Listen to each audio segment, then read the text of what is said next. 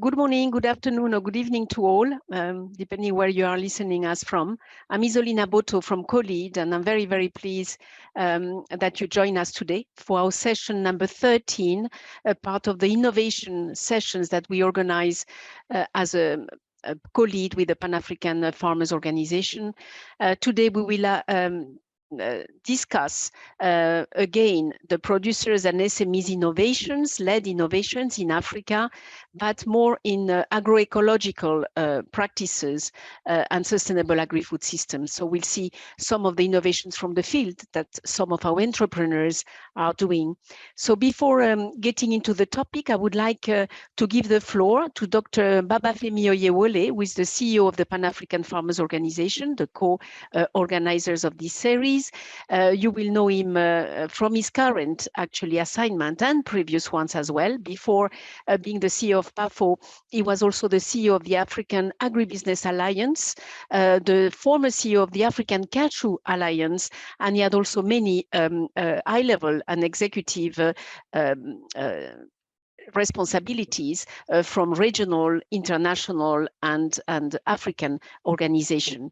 He's the member of African Regional Experts on Policy Dialogue and Natural Resource-Based Development at the OECD as well, and has worked very closely with UNCTAD. So Babafemi, thank you very much. I know you have also many activities going on in Rwanda, which is the headquarters of PAFO this week. So I thank you very much for joining us, and please, you have the floor for some comments. Thank you.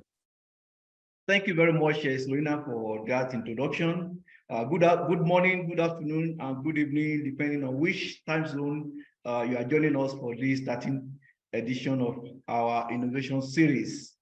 As Selina had already introduced me, I am Babafemi Oyewole, the CEO of Pan-African Farmers Organization.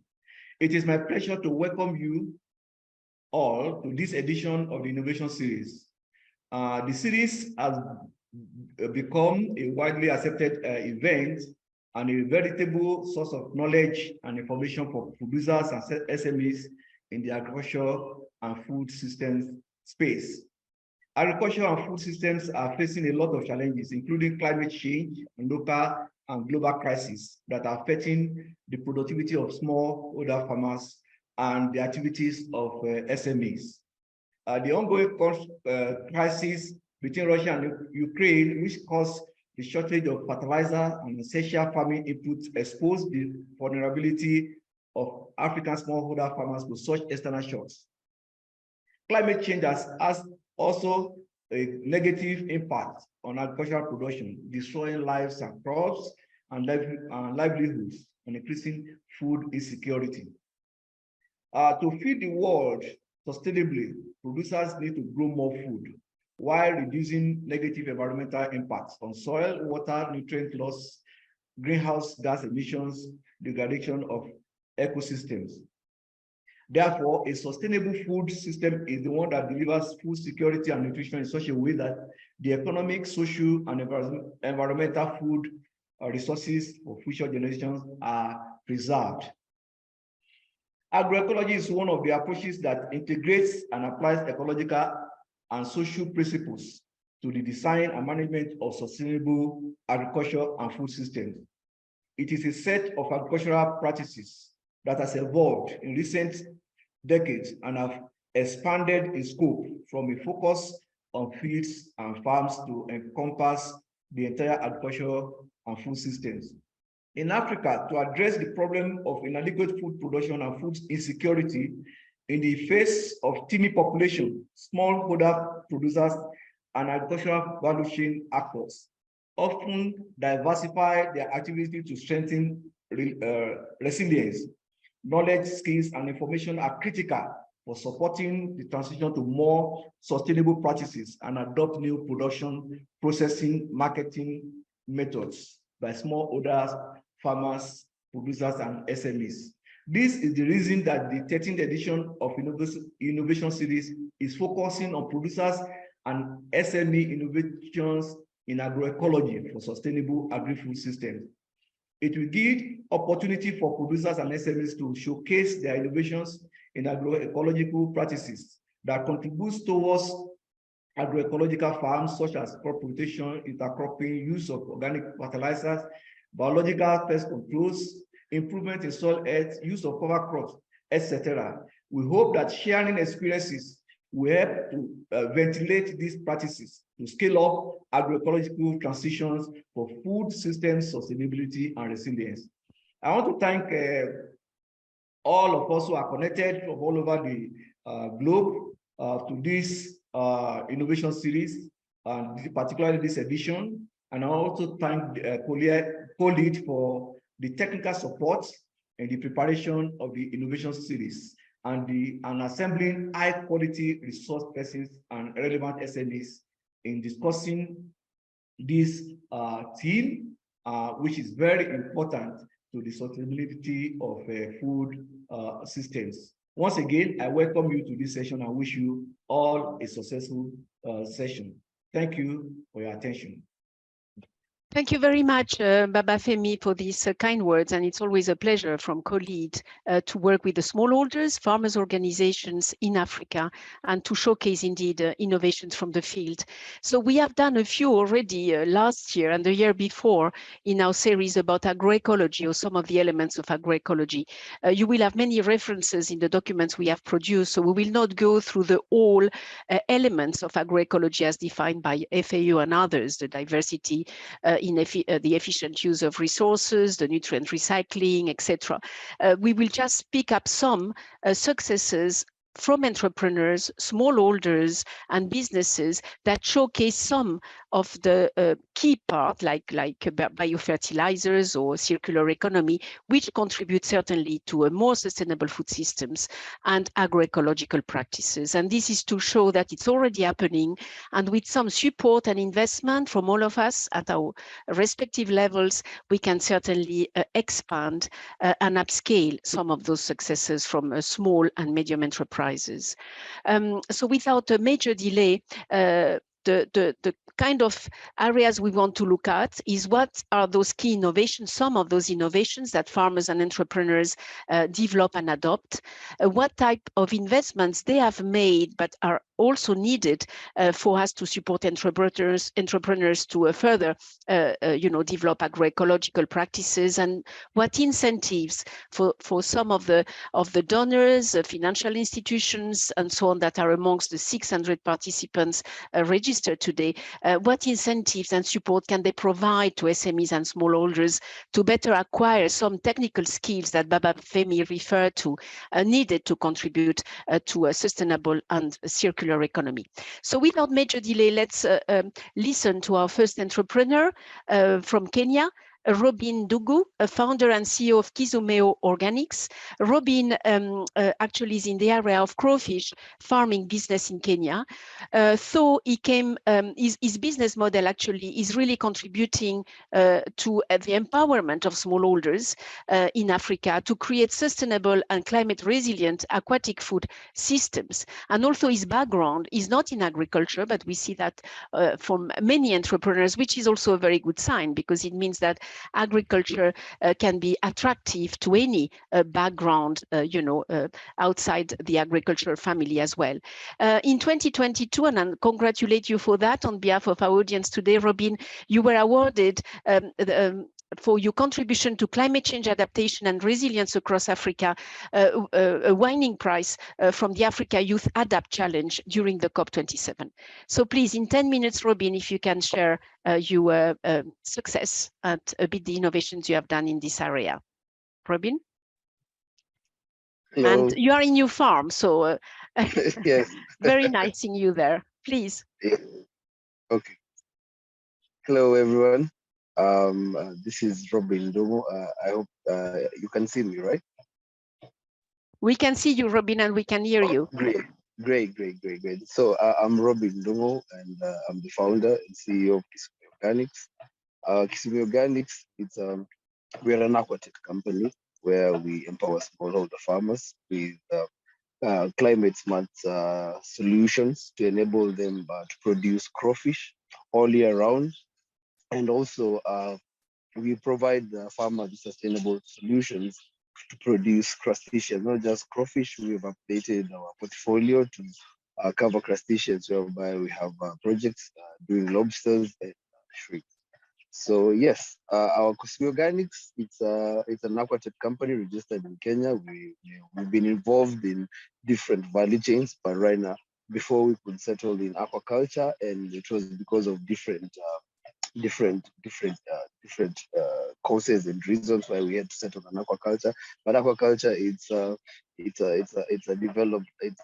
underdeveloped value chain in the country, and also another avenue for smallholder farmers to generate revenue. So yeah, you can go to the next slide.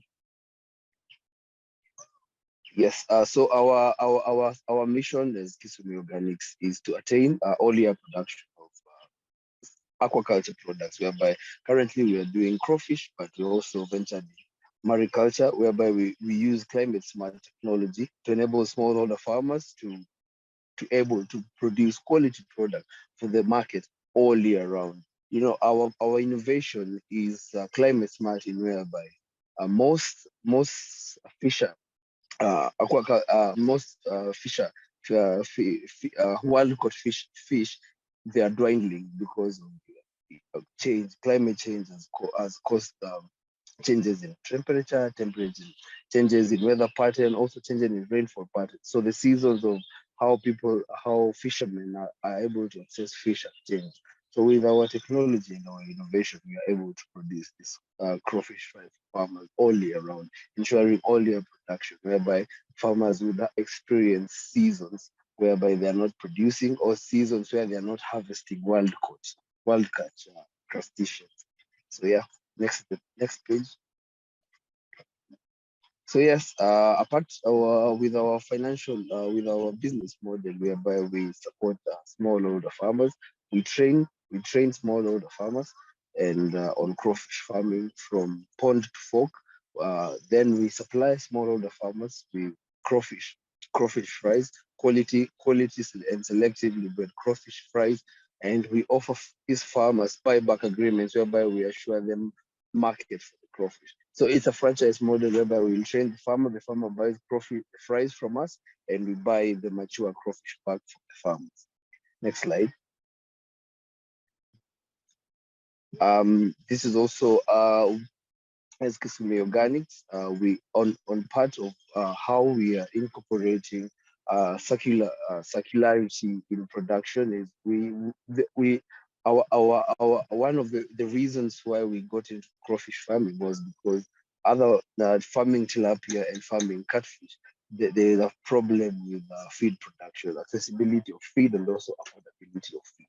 So with crawfish production, crawfish require a diet that's less on protein, so it's easy to use organically produced feeds, whereby we feed the crawfish with zola and black soldier fly. And the black soldier fly is reared directly from the farm using the waste that is coming from the production of fish, enabling us to have all year production and also reducing the cost of producing crawfish. Next slide, please. Yes, so we have this is some of the services that we have that I've said. We produce crawfish fries for farmers. We also have our own in-house production where we rear our own mature crawfish, and we have a market where we sell the live crawfish. We sell cooked crawfish, and we are doing value addition for the crawfish, whereby we're doing crawfish powder. And this is where the smallholder farmers come in. We need massive production of crawfish, and through the franchise system, we are able to attain the numbers that we need to produce on a commercial scale. Next slide. Yes, and I think I've covered most of everything from on the presentation. I think I've moved way faster than moving for the slide, but yes, we do training and the consultancy, whereby we're training these farmers. And currently there's a new product that we are launching, whereby we are developing an automated crawfish crawfish hatchery, and also automated crawfish production, of which the software and the device will be used not only just for crawfish, but it will be a wide range used for crustaceans. This product will enable farmers to able to control the parameters like oxygen, dissolved oxygen, turbidity, temperature, which are the most important parameters used in production for crawfish, whereby with constant satellite rate, the optimum production is 28 degrees. So with 28 degrees constant, we are able to have all year round spawning for the crawfish. This enables all year production, which enables consistent production, because the problem many farmers have experienced is that they cannot hit the market, since they are not able to produce all year round. They're not able to access quality fries. So with this technology that we are incorporating, and we are also now incorporating the tech part, and it's an AI based system where farmers can control production, mostly on not just on the hatchery part, but also on the grow-out ponds for all year production, and also to ensure precision in the production of the crawfish. Yes, thank you. I think, thank you, Robin. Yes, what is your market? What is your market? Local, regional, or? Yes, our local market, we have a big local market. There's a big Chinese presence in the country. We supply to trade, and they are all in one place called Chinatown. And with our crawfish powder, we have a Nigerian and mostly West African restaurants in Nairobi. They are buying our crawfish powder because they use it in preparation as a seasoning in preparing soups. And there is already a question for you. And what is the criteria used for the selection of smallholders, or in this particular case, fishermen? With how many, more or less, do you work with? And how do you? Yes. Yeah. Mm-hmm. Yes, most of our smallholder farmers are able, their production per year can't exceed between 600 kgs per season, 600 kgs to 1.5 tons total production.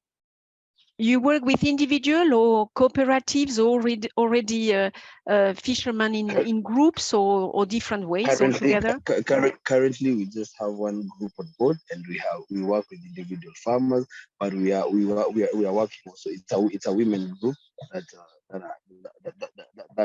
are doing agriculture projects, and also now head a department where now they started a crawfish project.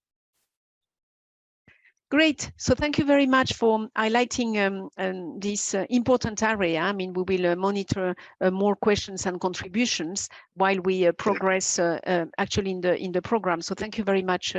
Thank you very much for that.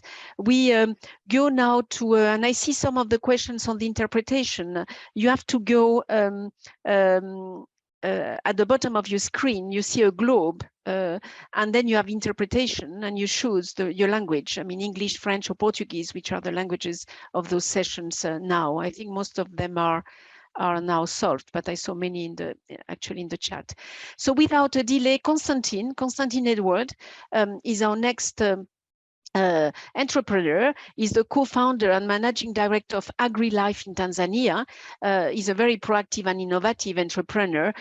He has a background actually in agriculture economics and agribusiness, and he's very much passionate about transforming organic waste into animal feed protein using black soldier flies, and promoting, of course, sustainable and responsible consumption, which is one of the key areas of agroecology as well. Please, Constantine. Yes, before I even share my slide, good morning, good evening, good afternoon, depending on where you are. Before I begin, I would like to take a moment to express my gratitude to the COLEAD and the Pan-Africa Farmers Association for organizing this meeting and giving me the opportunity to speak. I know how much work goes into planning an event like this, and I truly appreciate all the effort that you have put into making it happen. Your commitment for supporting and empowering farmers across Africa is truly inspiring, and I'm honored to be part of this conversation. Yeah, so I will share my slide. Yeah?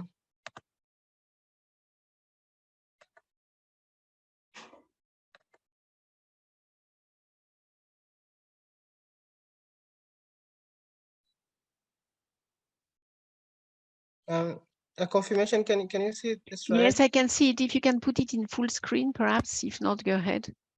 Yeah, sure. So just a minute. Okay.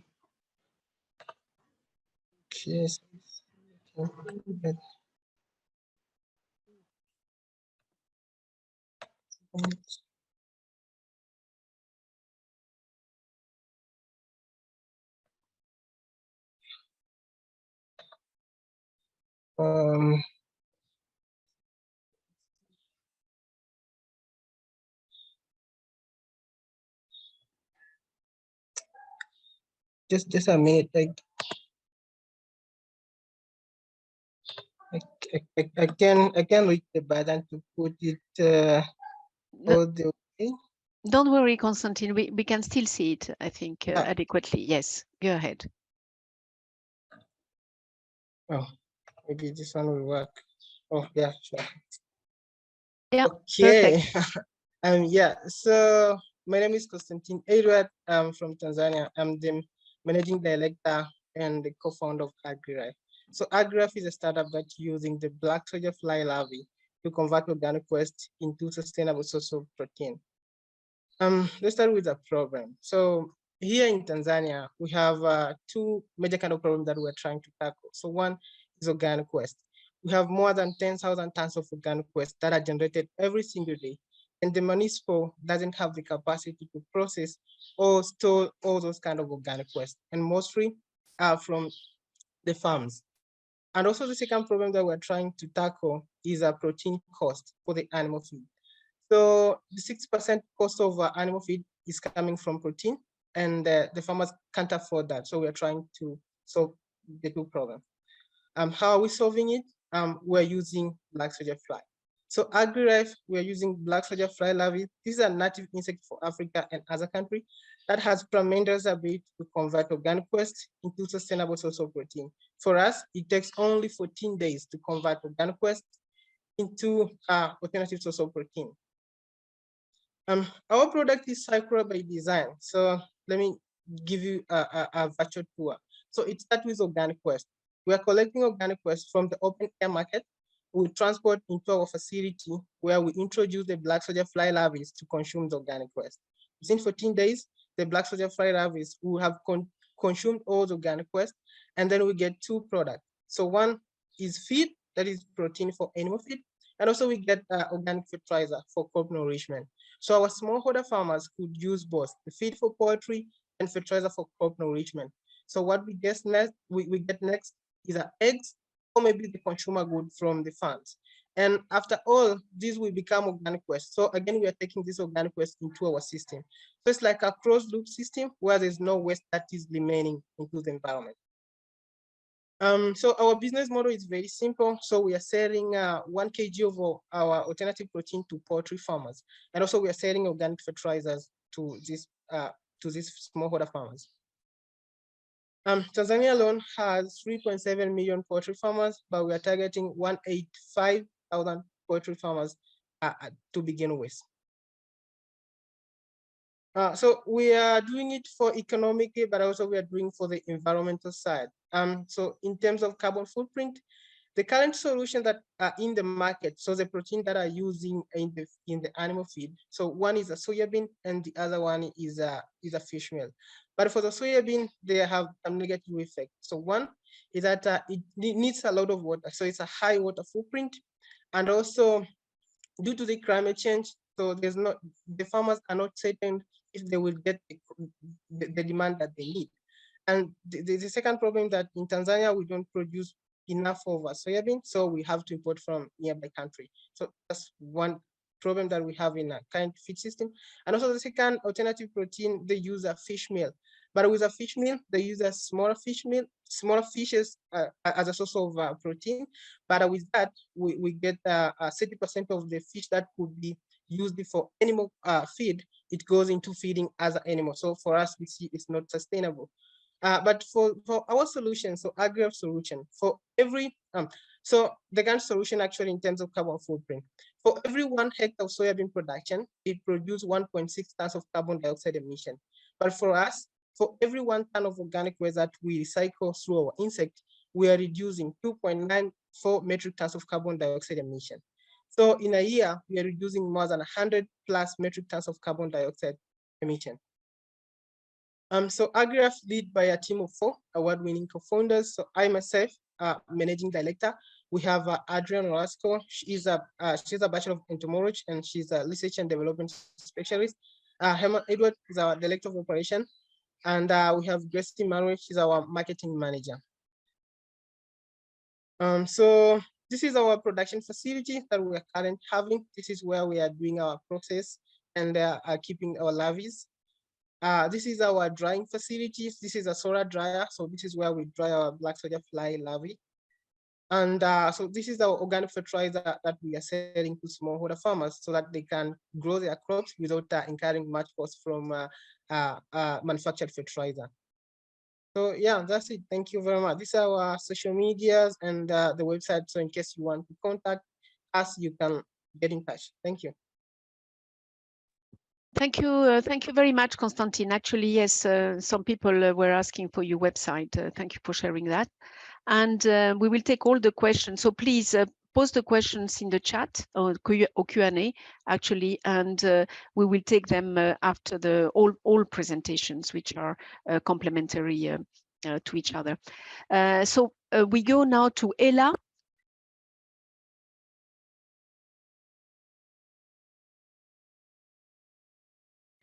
Is a founder of Agrotech, and she's a member of the producers organization ProPac, which is a member of PAFO, continentally speaking. She is born and raised in Chad with a background in management and in Cotonou in Benin. You have a lot of experience in agriculture and also in product management, which led you to be involved with the production of local produce with women. And it's in this context that you created Agrotech, dealing with sustainable development and agriculture and organic agriculture. So you have the floor. Thank you very much.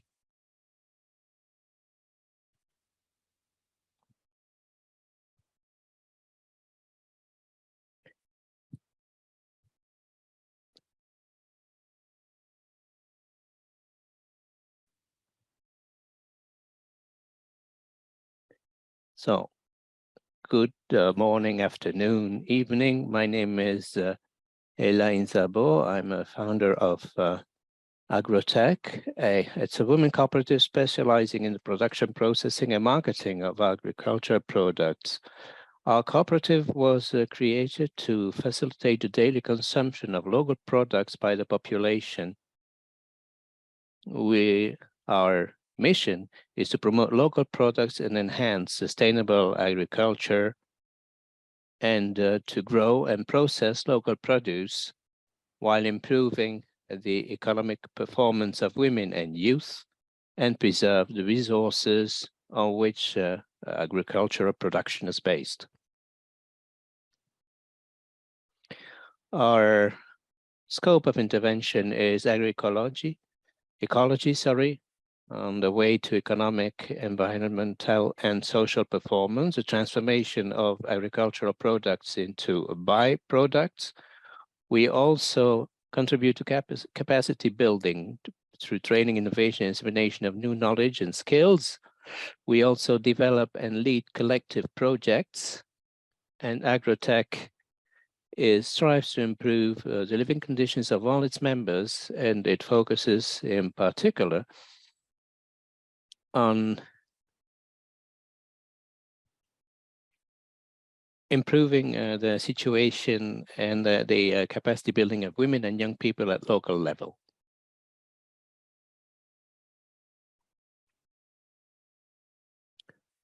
What are our activities on the field? Agrotech produces, processes, markets, and supports women and young people in their struggle for food security and sustainable development. Here you see some ladies working in the onion production. Here we have the harvesting of these onions. You see the women below the trees collecting the products. These are the activities that we have on the field. We also work with tomatoes. You see here the transplanting and harvesting of tomatoes in the field.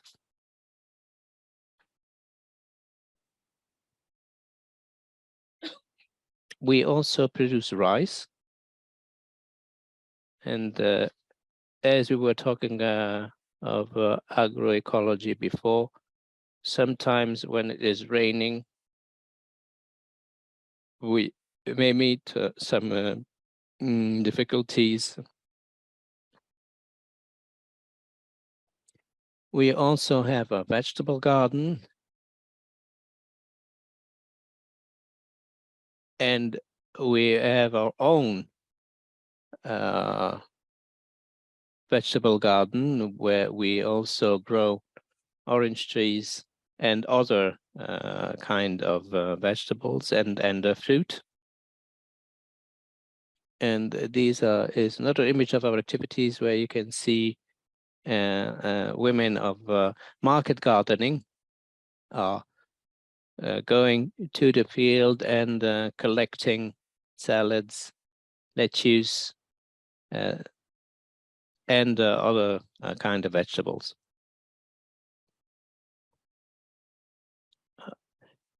We also support women for market gardeners. Here on the picture you see the women we're working with. We're working on the empowerment of women where we teach them how to use the different tools available to boost their agricultural production.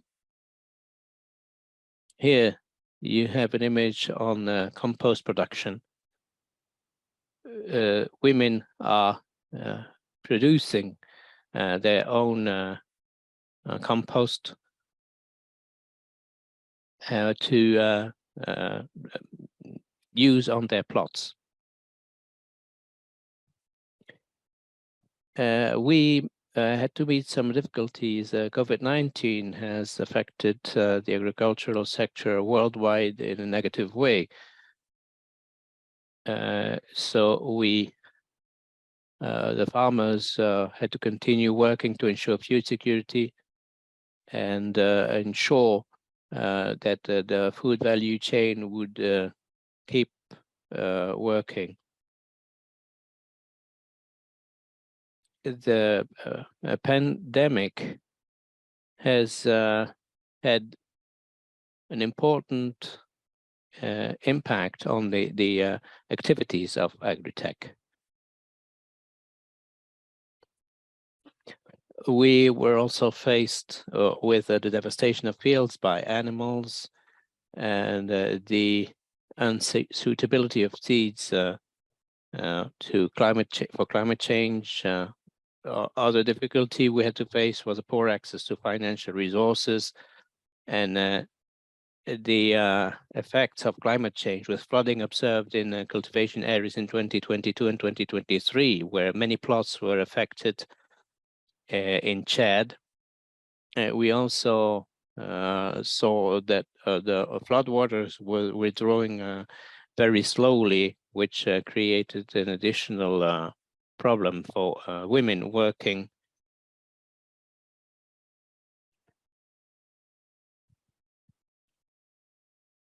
The early pricing of water points was also a issue for market gardening, and a short duration of rainfall due to climate change. we innovated and adapted to the circumstances, introducing vegetable crops with the seed selection adapted to the reality of climate change, taking into account conservation and sustainability, with soil enrichment using compost and thereby reducing the environmental risk. We introduced also vegetable gardening, producing differently, rethinking agriculture production systems on diversification, efficiency, and sustainability of natural resources, processing our agricultural products into byproducts. Here you can see how women were transforming tomato with solar dryers to convert the tomatoes in power. Here you see the process of drying, where the women were already selecting and sorting the tomatoes to put them in the dryers. Here we are drying the okras. Here you see how women are dehydrating the okras to transform and process it into its different products.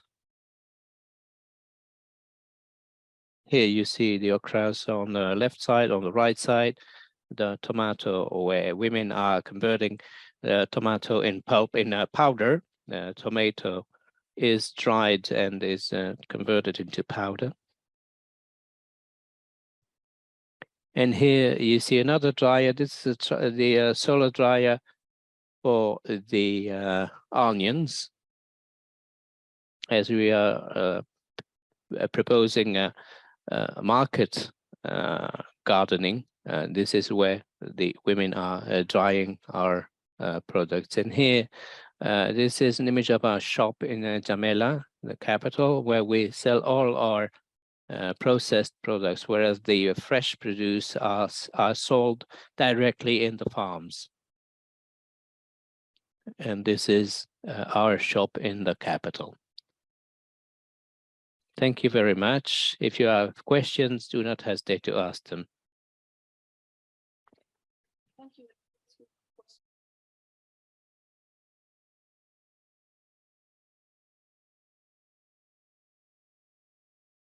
Yes, indeed, we have questions. You have a shop in town and you also sell on site from the farms. Yes, we sell from the plot, on the plots, in the field. Lettuce, fruits, and so on. Okay, on site. For the time being, these are local markets, as you said. Okay, thank you. Thank you. Without major delay, we now go to our next, next entrepreneur, if he's ready. Edmond Gawalago, founder and CEO of Gwala Inventions in Tanzania. Edmond is, I hope he has a good connection because we had some trouble before. So let's hope, but he's a climate smart agricultural professional and entrepreneur with really experiences in sustainable agribusiness practices. He supports the production of organic pesticides, and fertilizers, and supplies them. Hello. Yes, we hear you. So you supply them to rural smallholder farmers in Africa, trying to have a zero waste alternative to the chemical pesticides and fertilizers. And you help hundreds of thousands of women and youth increasing their yields while, of course, conserving the environment as well. And you have also been offering prices and in the COP27 and by recently in 2023, actually, by the French Development Agency as well, AFD. So you have many recognitions for this work. Edmond, please go ahead. Okay, thank you. I will share my presentation.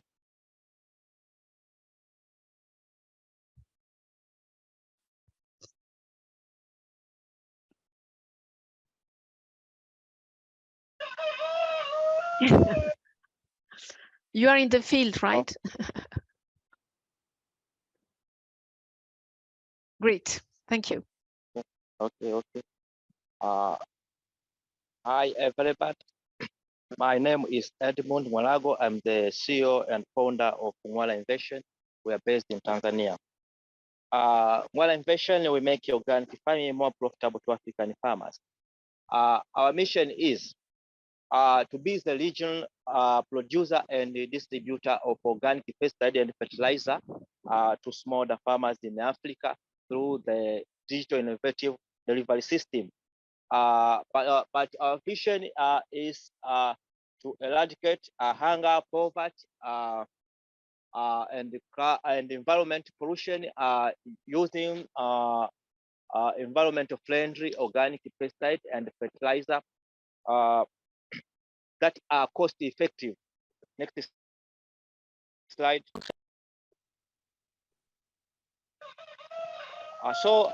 While innovation, we are solving the problem of high cost of pesticides and fertilizer that has been using for years ago by smallholder farmers. So the high cost of this pesticide have made these farmers to be poor because they have learned their farming on high cost. So we have seen that the problem, and that's why we have come with a low cost organic pesticide and fertilizer. But also this pesticide and fertilizer are packed in bottles or containers, which are sources of pollution. So farmers, after being using the pesticide and fertilizer, which are chemicals, they dump the containers randomly and pollutes our land, but also they are taken by water to the to other sources like rivers, oceans, and lakes. So we have come with the solution. Our solution is we do convert organic waste to biopesticide and biofertilizer using enzymatic process and the microbes. So we use animal urine and fruit peels that we collect from the local market and households. So after conversion of those organic waste, we distribute them by using a digital delivery system. So we have innovated a mobile money, digital organic pesticide and fertilizer dispensing that we use to distribute our product, and we install it at a strategic farming location where farmers are residing in a particular area. They can access now organic pesticide and fertilizer easily from the machines. So the machine have several features. It allows farmers to pay by using electronic cards. So for those smaller farmers who don't have cash by the particular time, we allow them to purchase the product on credit so that they pay us later, because we need every farmer to transform from chemical, pesticide and fertilizer to organic one. That's why we allow credit purchasing of our product. But also the machine is have a mobile app that helps to track the expenditures and the uses, but also the impact of the organic pesticide and fertilizer that have been used by smallholder farmers. Also, it's allowed to scan the crop which have been affected by the pest, in order now the farmer to understand which kind of pest have affected his or her crop, as well as the soil. It allows the soil analysis and give the answer to farmers that what deficiency of nutrients is lacking to that soil. And from that point, the farmer now make a collective decision to purchase the organic pesticide and fertilizer from our system and have to use the dossier which is required as it is recommended through the system. Next slide. So we are working with smallholder farmers, and these are those farmers who are living in rural areas, growing vegetables and other cereal crops. As you can see on the pictures, these are our customers, and most of them are aged between 18 to 50 years. So we promote these farmers to transform from chemical to organic farming. Next slide. Our business model is so simple. we sell our organic pesticide and fertilizer directly to smallholder farmers. We sell it at $7, which is $2 less compared to our competitors. But also we also allow the biopesticide and biofertilizer manufacturers to use our digital delivery system. So we charge 10% as the commissioner for offering this service when they are selling their organic pesticide and fertilizer to their clients or smallholder farmers. So up to now, we have acquired several achievements, and one of them, we have reached more than 200,000 smallholder farmers. These are directly and indirectly smallholder farmers, because we also train farmers on the manufacture of this organic pesticide and fertilizer if they're not able to purchase from us. But also we have made an average revenue of $10,000. This is the monthly revenue. Also, we are operating in East Africa. By now, we are operating in Tanzania and Rwanda.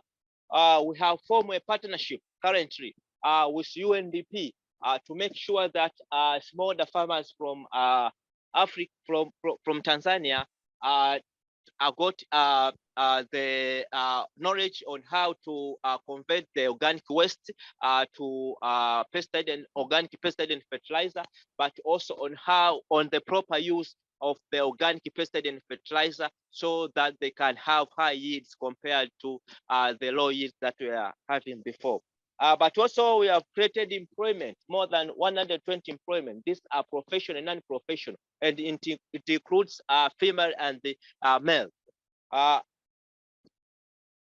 top of that, we have received several awards. We have received award from Conservation Finance Alliance, Milk and Multiple Foundation, the Foreign Ministry of Egyptian Ministry of Foreign Affairs in collaboration with the UNFCCC and the World Bank. Thank you for listening. Thank you very much, Edmond. Very much appreciated, and very, very interesting, the combination on agroecology and new technologies as well, and the use of app. We will come back to you with some questions as well. So we have two speakers actually to go that are organizations who are entrepreneurs, but at the same time support organizations. So they support, they are part of the ecosystem which supports entrepreneurs and of course active in agroecology and sustainable practices. So Rosina Benya is the country coordinator of PELUM. I'm sure that you know PELUM already, a participatory ecological land use management organization. She's based in Kenya. She's a very involved as the organization in promoting agroecological principles and practices among especially smallholder farmers as well as pastoralists in Kenya. She has a long standing experience on agroecology, climate change, but also market development, advocacy and capacity development and networking, and really supporting eco-friendly agricultural practices. So Rosina, very happy to have you from Kenya as well. Please share some information you have from PELUM and your work. Thank you. Thank you so much, Isolina, for the introduction, and greetings everyone. Can you try, Rosina, to put full screen eventually? If not, it's fine, just if it's easy for you.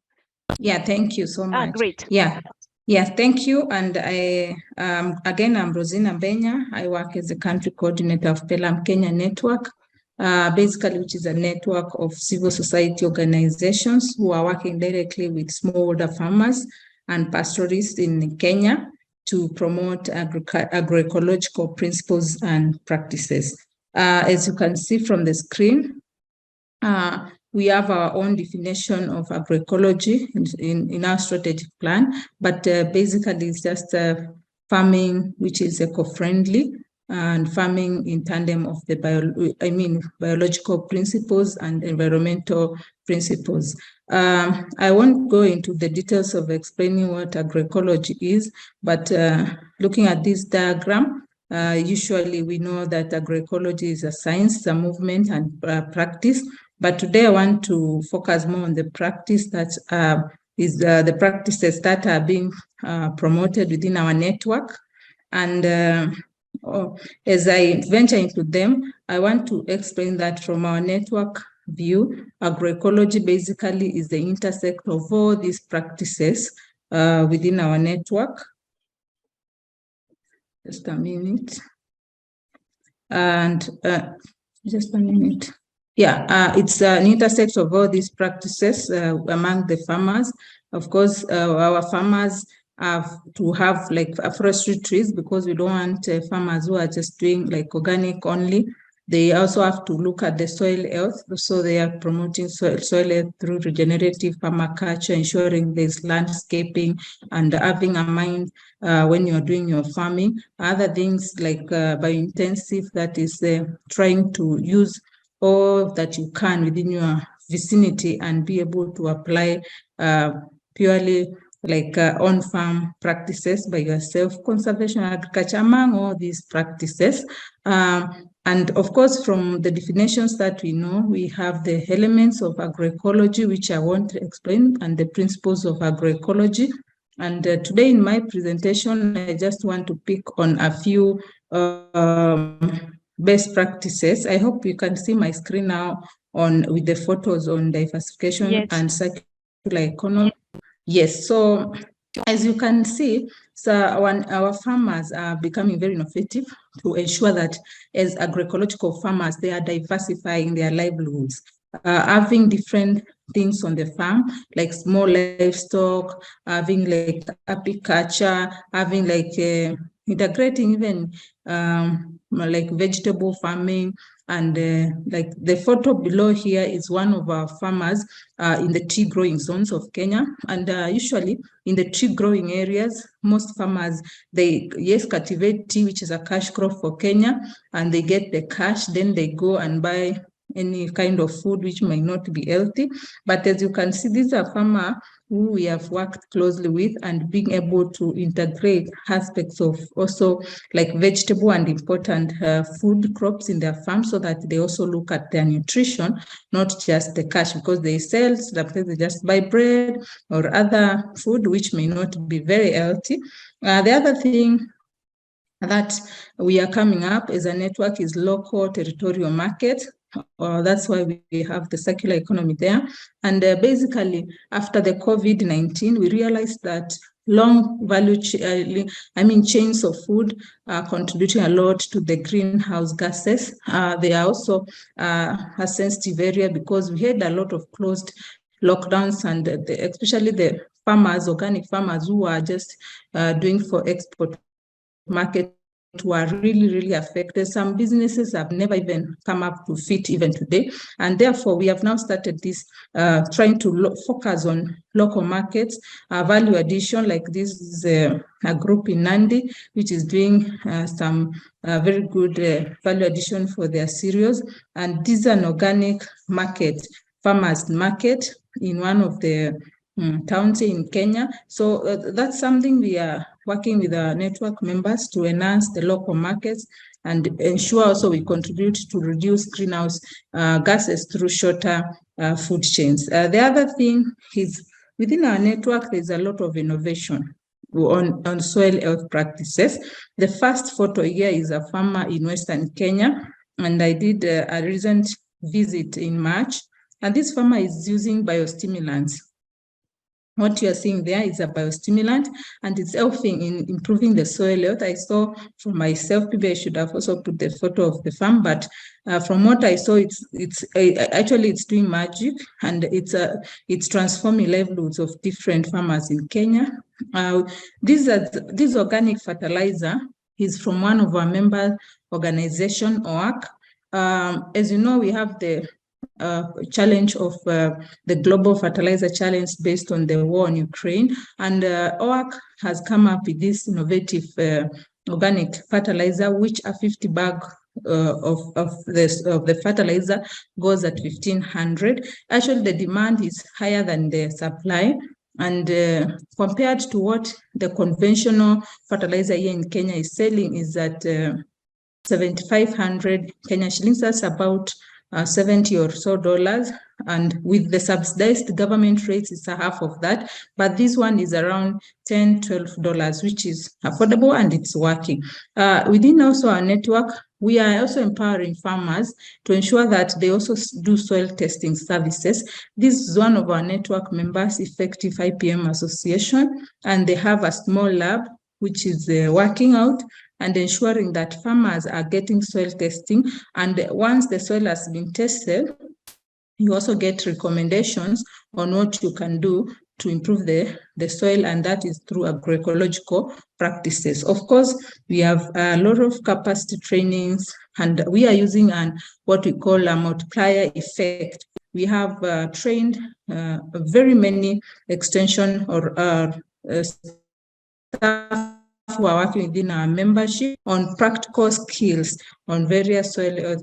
Like this was a training on compost making, among other soil earth practices. Like in Kenya, we have the famous bokashi fertilizer, which is having history from Japan, but is working. And some of the organizations like youth, with even some with youth, they have gone to a level of the and being able to sell to others who are not able to make for themselves. This is another area that we are getting to ensure that our farmers are reducing their inputs. One area is of use of biogas. I think there is a lot of relationship between food and energy. So we are trying to see how can farmers use like this biogas, and then you're able to use the bioslurry in the farm while the gas is helping in the kitchen. The other issues is the issue of seeds, farmer managed seed systems. Of course, every crop starts with the seed, and seed is a sensitive issue among, especially in Kenya. It has a cultural meaning and also an identity as a country. So we are enhancing the capacities of farmers to save and be able to share their own indigenous seeds. This is a training session of the fertilizer I talked about, that is the bokashi. And I want to talk about the photo here below. This is one of our members in Kitale. They have a 41-acre farm where they have never applied any conventional products, and they have even some on-farm trials that they also bring farmers to come and learn. We are collaborating with them and using what we call the farmer research network approach, whereby farmers work closely and they're able to adapt to different research based on the different contexts, because we also realize that not every research finding is applicable to every context. So we are working with this, and this is lab. This is lab. It's one of the very good crops to intercrop and enhance the soil health. This is azolla for chicken feeds. Within our network, we are also trying to enhance farmers to have these natural ways, like the azolla weed to feed the chicken. Now, in terms of integrated pest management, there are different methods that we are using. The first photo here is the Mexican marigold, which is a very important one for putting along the edges of the farm to scare away pests. These are some of the trainings that we have been able to empower the farmers to be able to make their own natural inputs. We have the different inputs that we are using. Like we have the super magro, which is done through anaerobic ways. We have different farming liquids that our farmers are using. Of course, this is the yellow traps. This is a magic tree that is called Tifrosia. As a network, we did some research in collaboration with Manaus Agricultural Center in Kitale, is one of our members, and we found out this tree has different uses, and we are trying to scale up the same within our membership. It helps in tick management, that is pest. It's also good for putting different breeding. When the chicken are brooding, you put there and they're able to enhance the brooding. Do away with the different pests that attack chicks when they are brooding. and also helps in molds, controlling molds in Kenya. We also found out that there are effective chemotypes and there are non-effective chemotypes. The effective chemotype majorly has the white flowers, and the non-effective chemotypes as the purple flowers. So we are also trying to supply the seeds of the effective chemotype and also trying to create more awareness among farmers so that they can also learn about the different uses of that agroforestry. In terms of enhancing agroecological principles and practices, it's very important to ensure there's participation and co-creation on knowledge. You know, sometimes we assume it's the farmers on the receiving end, but farmers, I don't know why sorry. So farmers are innovative and they are able to also generate knowledge. So these are sessions with the farmers, also trying to reach out to them through different channels, through learning visits, through exhibitions, through sessions with them so that they can learn, but also we ensure that we are also co-creating knowledge with them. The other thing is we have also come up with ways to ensure that we enhance the biological synergies and trying to create awareness among different stakeholders of the importance of different biodiversity in this ecosystem, because all the time people ask, can agroecology feed the world? But the answer is actually the ecosystem is the one feeding the world, because we cannot have a world without pollinators. We cannot have a world where the catchments have been destroyed and water is now a problem. So it is for all stakeholders to understand that it's not just the production and the mechanization on the farm, but it's now an ecosystem thinking and approach. And as you can see, these are praying mantis. So plays a very important role in the farm. These are pollinators, some are getting extinct, but that's important. And also the role of natural resource management, even aspects of water conservation and harvesting within our network, we take them very seriously so that farmers are able to use the available resources well. Now, I'm almost finishing. This is an element which is important for us, recycling and being able to enhance efficiency. As you can see, we empower our farmers to ensure that from the kitchen waste, you can feed the chicken. I know we have also seen the issue of the black soldier flies. Actually, also some of our farmers, our network members, are also doing the black soldier fly within the farmers so that they can be able to feed the chicken. And of course, it's composting. Of course, we know composting enhances a lot of recycling. And I want to talk about this slide on culture and food traditions, because I think as we produce food, food has to have a meaning. It has to resonate with the people eating it so that they are able to appreciate it, because food is cultural and food is traditional. So these are just some examples of food in Kenya. And I know every country has their own food, but I want to say these are cherry tomato. A cherry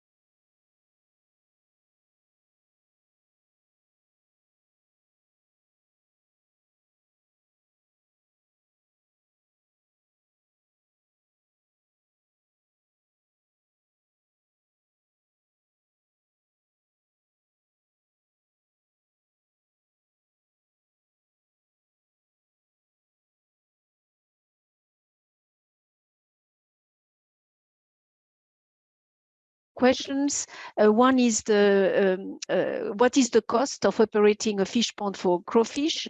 And are you expanding or present or sharing some of the skills with other countries? In this case, for example, Guinea, and now participants can access trainings in general related to the activity you do. They would like also to know for the farmers who pays for the training. So if you can quickly tell us that. For Constantine, they would like to know in which countries the products of AgriLife are sold. If the collection of waste that you use for the multiplication of the soldier fly is, you pay for that waste, or is it free, or you access it free? They would like to know a bit more on how you capture and breed the black soldier fly, without going, of course, in too much detail, or it could be shared after as well. Pour Ella,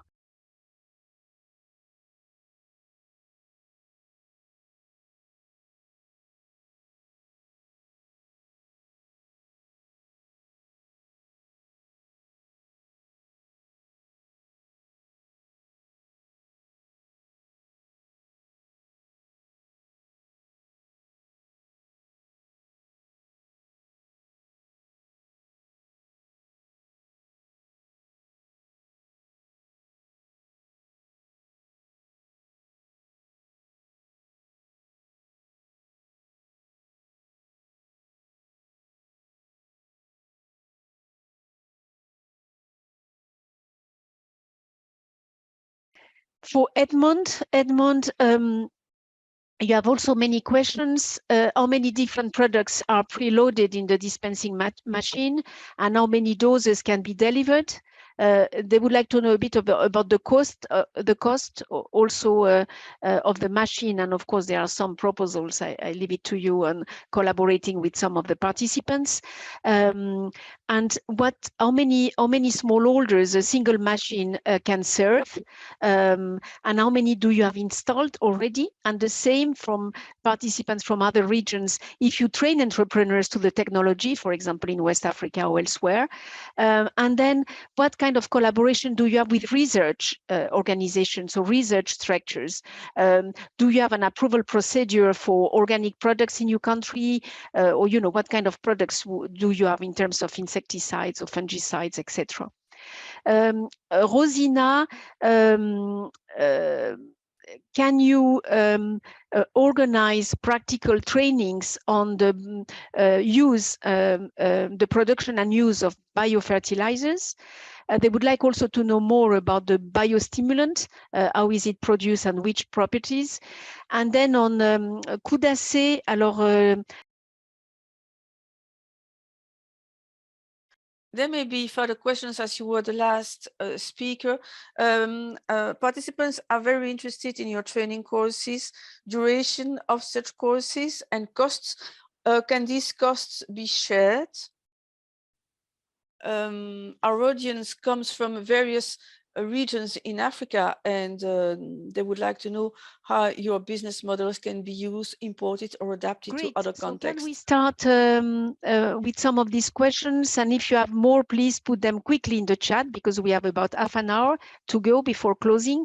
Robin, can you start with the 3 questions you had, or any other thing you want to add from your side, of course, after listening to the other presentations? Thanks. Okay, so well, the first question that you had asked on how much it costs for the pond construction, the minimum production is 1,000 meters square. That sits on that's a quarter-acre pond, and that has a production capacity of 600 kgs to 1.2 tons on a season of 6 to 8 months, and that will cost farmers around $250,000. No, $2,500. That $2,500, and that has the capacity to produce to have an annual production of $25,000 to $30,000 annually. Thank you very much. And the second question, yes, the farmers are the ones who farmers pay the training, but we have a package whereby the farmers who, because they're farmers who will want training from our company, but they're not interested in either buying the breeding stock, the fries from us. We have different packages for different farmers. So the farmers who are joining our franchise model, they only pay for training, and we provide them with the brood stock, and they don't pay for the brood stock. But the farmers, if you're just if you're not interested in joining the franchise system, you pay both for the training and the brood stock, and you don't have buyback agreements. But if we'll get you on board on the franchise system, we'll be able to have buyback agreements whereby we guarantee you that we'll be offsetting your produce once the production cycle ends. And if there's any other inquiry, maybe from the members in the conversation, I've dropped my the company's email, and also I've dropped a link to our Twitter page, because our website is still in production, still in development. So through Twitter or through the official email, you can also pop questions that you ask. And yes, we have partners in Nigeria and in Ghana and in Singapore and Brazil. So yes, thank you. Thank you very much, Robin, for now. Constantine? Yeah, so thank you again. I would like to say, like, congrats for the other presenters after listening to what they are doing in their country. That is very astonishing. And so back to my question, I have answered in the chat, but I will repeat again. So one, are we getting the paid waste or not? No, the waste is free, but we are paying for the transport fee. Like for now, we don't have a transport vehicle, so we need to rent a transport vehicle to transport from the market to our production facility. Again, so the market that we are selling our product is currently only in Tanzania. We haven't scaled yet. And for the black soldier fries, how are we capturing them? But we are not capturing them. So we are breeding them in our facility. So we have the cross-cutting edge technology that help us to breed the insect where we are. Thank you. Thank you very much, Constantine. Can we go now to Ella? Ella, did you take note of the questions to you? Yes? Please? Can you answer? Thank you very much. There were so many questions. Do we have a staff? Yes. We have a coordinator, an accountant, a manager, and someone in charge of communication. Now, regarding the way in which tomatoes can be stored without dryers. This can be done while processing the tomatoes, tomato puree, tomato marmalade or jam, without preservatives, of course, because we are in favor of organic consumption, so no preservatives. And there was another question regarding the way in which compost is produced, for how many days. Our compost training, it depends on the temperature. Normally it takes 1 week.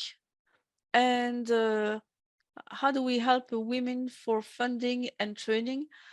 For the time being, we have our partners with us, FAO, Oxfam, and other organizations. They listen, they're aware of our requirements, so we work with them, and we try to involve those women, help them get better organized for income generating activities.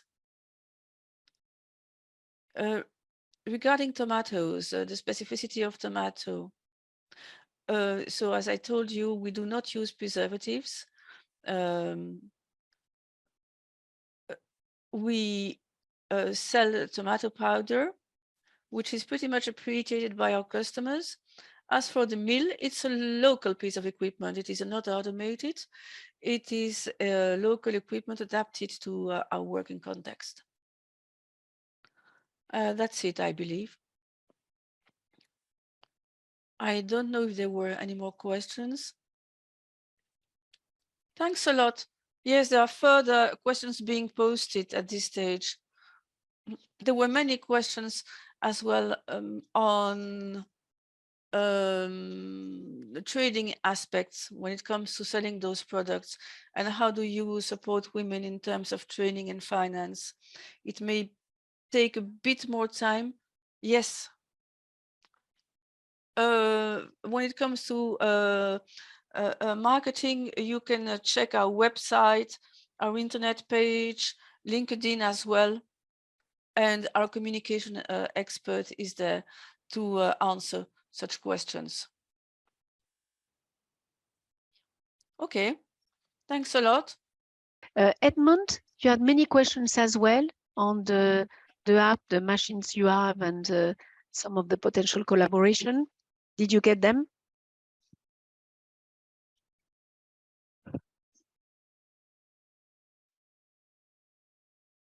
Edmond, did you, perhaps we have lost him. So in the meantime, Axel, if you can check if he has lost connection. In the meantime, we go to Rosina. Rosina, did you note the questions about the, yeah. Yeah, thank you so much. I noted the questions, and yeah, in terms of the biofertilizer, yes, we are able to do training, so you can reach out to us, then we can have discussions and majorly practical trainings ideally, so that we pass the knowledge to different stakeholders on practical trainings, because we would like to see more and more of the smallholder farmers able to apply this kind of biofertilizers. The next question was the issue of the biostimulants. Yeah, but the biostimulants made from the biological aspects, but one of the key ingredients is the animal manure.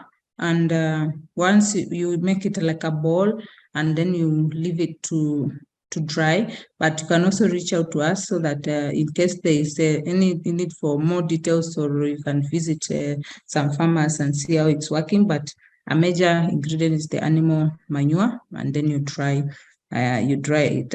I think I got those two questions.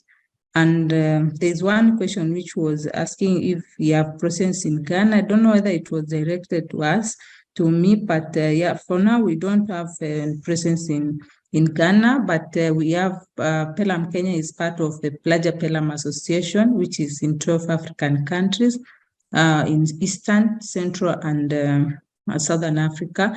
So we are in Kenya, Uganda, Tanzania, Ethiopia, Rwanda. We are in Zambia, Zimbabwe, Botswana, South Africa, Lesotho, Malawi. So those are the countries we are actively engaging. Thank you so much.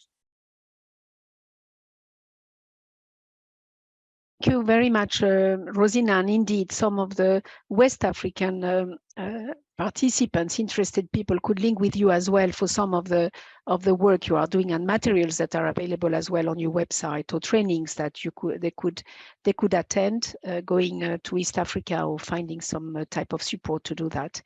Alors, Koudassé, on attend, we wait that Edmond connects. I think he has some problems, but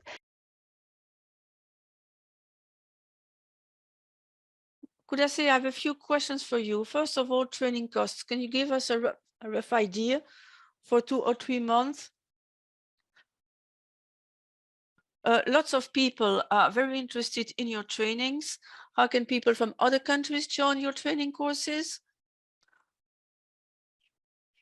And there was one question for you, but I believe it's a bit too technical, namely how to prepare the ash stock and sulfur stock broth. And many questions also about the technical contents of all your trainings, because those trainings are highly diversified. And we can't be too specific today. All such trainings are useful as they relate to agroecology. Techniques, co-learning, and sharing also are quite important. Anything else to add, Kwesi? Thank you very much, Madam. Regarding training, as I said earlier on, for the farm school in Togo, it's 15 days, 2 weeks at a maximum, because the learners are farmers and they certainly want to get back home as soon as possible to work in their fields. Now, when it comes to the training centers, each center has its own reality and its own principles. And based on that, the center is going to define the time, the duration the learner is going to spend there before leaving and getting back home. As you know, we are also interested in peer-to-peer training, and here we do not focus on costs, but on the possibilities, the opportunities for doing so. And we have partners helping us to achieve this. And for instance, last year, 6 countries, including Senegal, Benin, and 4 others, visited our farm schools to get familiar with our practices. So all we have to do is to agree on dates, and this is it. Thank you very much, Koudassé. Indeed, I see another message from Umuwataha from Burkina on the chat. Given the crisis in Ukraine and given the seed problems, he would like to get information on funding for bioseeds production. Homo, please approach us and we shall give you information as to people who can help you. Now, and did you heard the questions?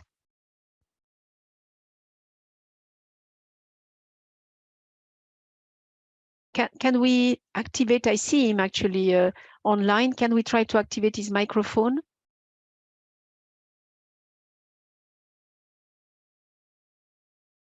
Edmond? So perhaps there is a problem there.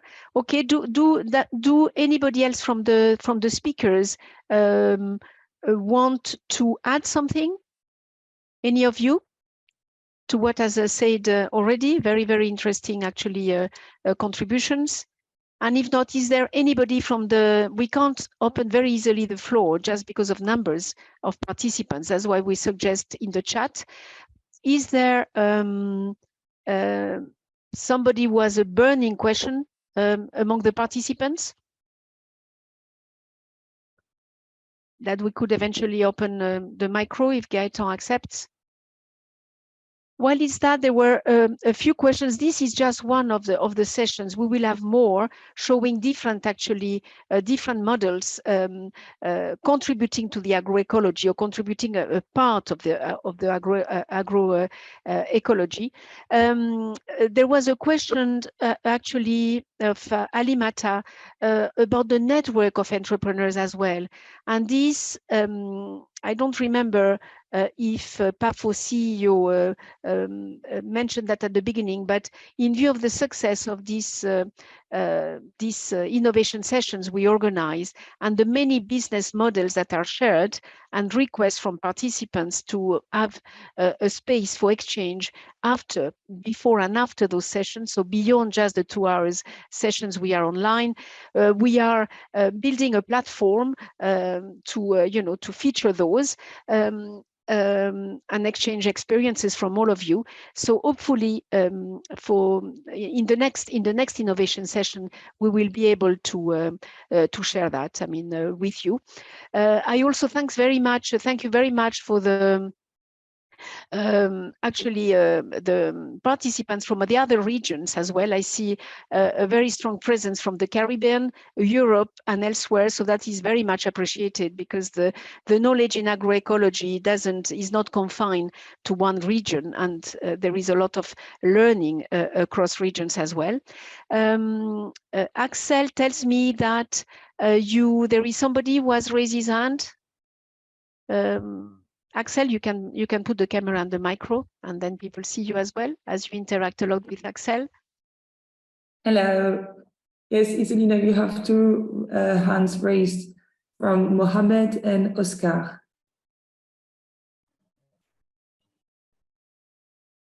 Mohammed, I don't know if you are English or French speaking, actually. Mohammed Abdi Yama. Yes, hello. Yes, hello. Hello. Good. Hello, are you hearing me? Yes, we are. We hear you very well, Mohammed. Are you hearing me? We hear you very well. Okay, okay. Thank you very much. Actually, I really appreciate. I really interested in to see the agroecology and innovation sessions, which I attended this afternoon.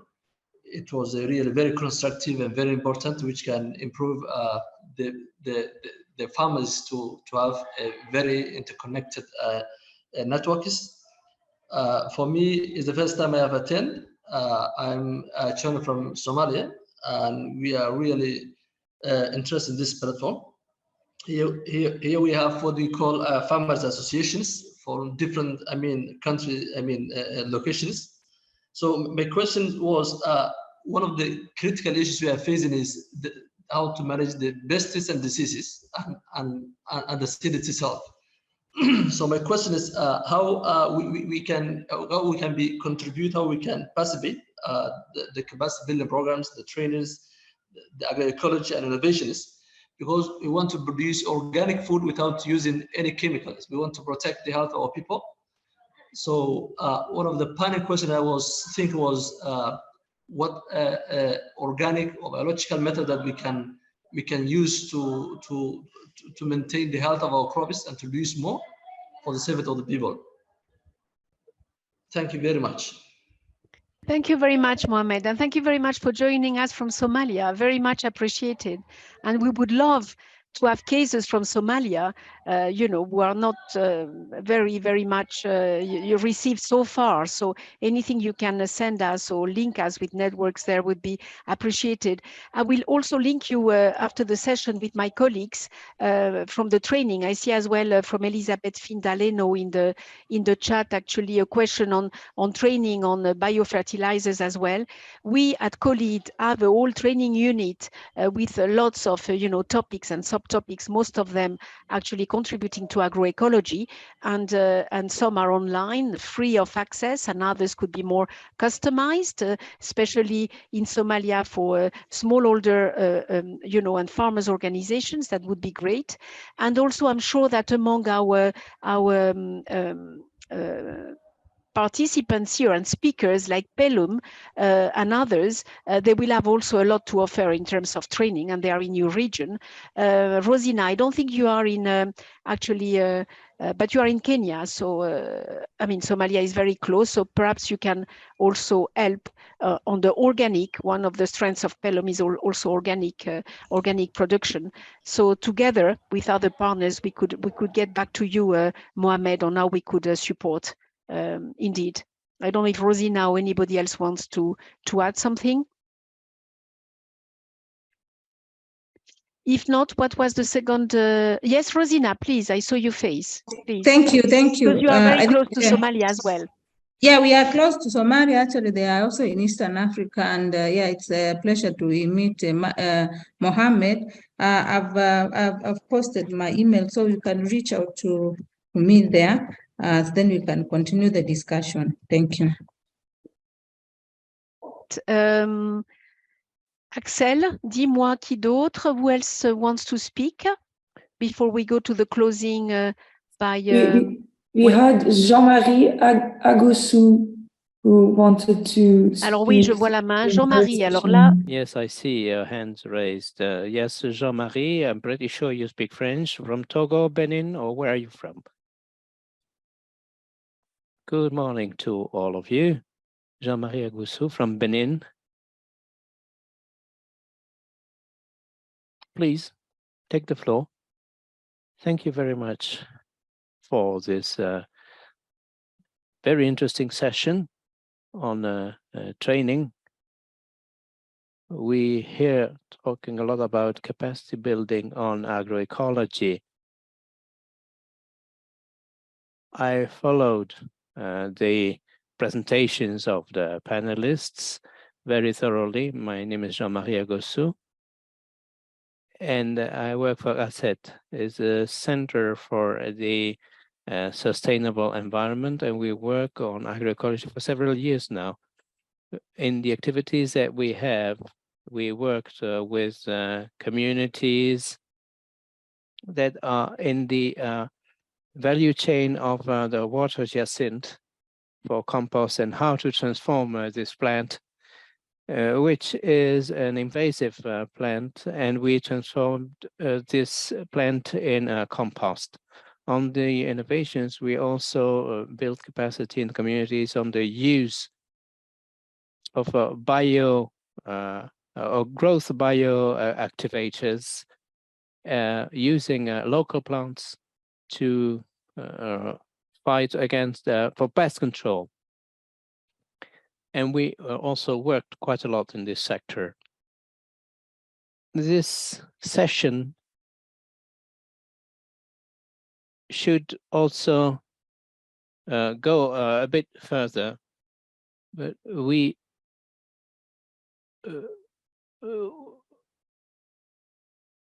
do not want to consider agroecology as simply a branch of agriculture. And the ideal would to be talking about what we have. Agroecology is an area of innovation that can be very useful in solving the food safety questions. And my question was referring specifically to seeds. With war in Ukraine, we have this difficulty of obtaining adapted seeds adapted to the climate change. So how can we help the communities to benefit from access to these kind of seeds? Thank you very much, Jean-Marie. Indeed, seed is a very critical point, especially ones that are produced by smallholders locally, which is a key factor for agroecology. And here we can also facilitate a contact between COLEAD, PAFO, PALUM, and of course, ROPA too. COUDACE has also shared some good practices, and we can, of course, help you to get more information for this key topic, especially with the war between Ukraine and Russia. Okay, if there are no further very important topics, I remind you of the fact that we will be sharing the presentations and the recordings, so you will be able to follow all the presentations if you met them. I do not want to extend too much on concluding this, because these sessions are no theoretical or academic approaches to specific topics. They really serve as a showcase of what entrepreneurs are going through with what they can do with small mediums and what they were able to do. So we aim at sharing all these experiences and hope that some of our partners, in particular the financial partners, will find this information of interest to contribute to the development of these projects or support other regions for them. I believe that all the presentations that we had were quite complementary and very interesting. I appreciated the innovations that were showed, knowing that each entrepreneur had to go through quite a lot of difficulties also, but it's very interesting to see that many youth and women were involved. Baba Femi, sorry, CEO of PAFO, you have been listening carefully. I'm sure that you have some feedback to give us as well from where you are. Again, thanking you very much for the great partnership we have with PAFO and with the smallholder farmers. And our added value COLEAD PAFO is trying to bring together the smallholders, with the entrepreneurs and SMEs, and seeing the innovations that they jointly do. And now, you know, these two can meet each other. Do you have something to add if you are still online? No, it's just to really appreciate the various speakers and presenters of this edition. And as we look at the various innovations that were showcased, we can see that the objective of the innovation session, particularly this edition, has been largely achieved. And like you said, we see the balance of also the women and the men in the presentations and the various discussions. Again, we find out that the session was very interesting because we noticed the keen interest of the audience in the various presentations, and that was what suscitated a lot of questions from the audience, which is very, very good. We also want to encourage them to be part of future editions, and also be ready to showcase their innovations in the themes that we are going to be choosing in the future. And also, I want to encourage that there will be networking among the various participants on this session, so that the issue cannot be exhausted within the time limit we have. So there are still a lot of issues that we need to discuss among ourselves, a lot of questions we need to ask on the theme, which we can find answers as we relate together, as we network together. And also, there are still aspects of the agroecology that we can still consider in the future editions to really, like Isulina said, this is not a theoretical issue, this is practical. We want to showcase what is on the ground, what people are doing, so that others will learn from them, and they will be able to also adopt the same practices and methods. So I want to also thank all those who have contributed to this edition. We thank the technical crew, thank the interpreters who have made it possible for us to understand the presentations. And also, I want to really thank Isulina for the way she competently moderated the session. And I want to assure you that the PAFO will continue to cooperate and collaborate with COLEAD to continue this innovation series. And we want you, please, to also suggest to us the themes and the issues that you think these innovation sessions will also look at in the future editions. So I want to really thank every one of us for the success of this session. Thank you, and I wish that we continue to discuss and continue to interact with one another on this issue. Thank you very much. Back to Isulina. Thank you very much, Babafemi, as well. And indeed, you highlighted very important points. There is also some messages of people wanting to share best practices, books and experiences on agroecology. Please do that. We will make sure that when we send a recording and the link to the presentations, we also include some of your work. I mean, we all have to contribute to that. And I see a message from Autre Terre, par exemple, in West Africa, but any of you who want that. And indeed contribute, we do this as well with PAFO on the topics, while we of course want to promote sustainable agriculture, that is something that we strongly, PAFO and ourselves, COLEAD wants, with the support of the European Commission and the support of the OECPS, Organization of Africa, Caribbean and Pacific States from our side, and PAFO.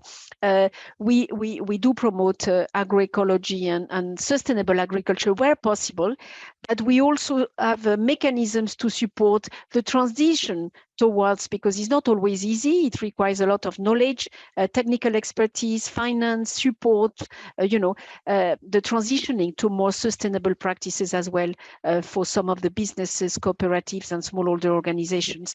So please do that. And in terms also of proposing topics, feel free to send email to the ones that Axel and Daria have been posting.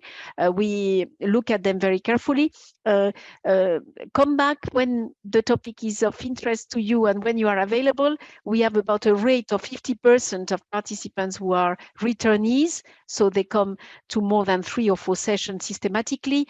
And also, if you want to present again, you think that you have an interesting case, please do that, because we will be delighted. We had many speakers, about I think now 20–30% who have been just reaching out after one of these sessions and proposing, the business, and they came as speakers. So I thank you also, like Baba Femi, thank you very much to the great presenters. It was all very, very interesting. The only problem and limitation is time. So we are now 4 exactly, the time to close. And I thank again the interpreters, of course. I thank the PAFO colleagues, in addition to the CEO, Emerance and INSAF on the communication side.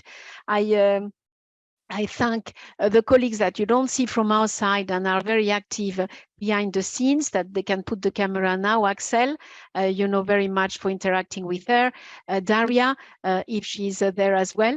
Of course, Gaëtan, who is with the Zoom, all this technical part that seems very easy and is never easy, because it's always, Gaëtan.